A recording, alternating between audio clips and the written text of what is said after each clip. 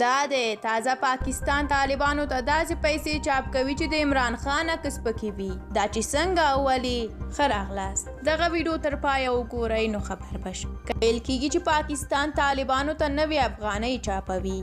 پاکستان غواړي چې د افغانستان ټول اقتصادي او سیاسي بنیادونه ختم کړي. دا کارونه په مستقیمه توګه نشي کولای خو په غیر مستقیمه توګه یې د اسلام د پتنګانو یعنې طالبانو له لارې ترسره کوي. د طالبانو له لارې د افغانستان ملي بیرغ راوپرځوه، اردو یې ختمه کړه، اقتصادي بنیادونه یې لکه بانکي سیستمونه یې فلج کړل او سیاسي بنیادونه لکه 3 واړه دولتي قواوې چې له منځه یوړې. اسلامي جمهوریت یې په امارت تبدیل کړ چې دنیا لاسه کوي. دوی په خپله هم تر اوسه په رسمیت نه دی پیژندلی. پاکستان نه یوازې دا چې طالبان د نړیوالو په وړاندې منفور کړي بلکې غواړي چې د دوی سره پښتانه هم منفور کړي تر څو د لرې پښتونخوا د پښتنو د حرکتونو مخه ونیسي.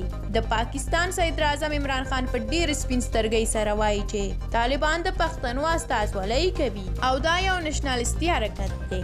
مطلب دا چې پښتانه ټول طالبان دي. څه موده دمخه پاکستان په سوداګرو فشار واچوه چې د پاکستان سره راکړه ورکړه په کالدارو وکړي، خو دا نظر د سوداګرو او عامو خلکو د شدید عکس العمل سره مخامخ شو. اوس یې تازه بله طرحه پلان کړې ده چې 90 افغانۍ طالبانو ته چاپ کړي. افغانۍ بې له پشتوانۍ چاپول انفلاسیون رامنځته کوي، د چلن نه په خپله غورځېږي او غربت زیاتېږي.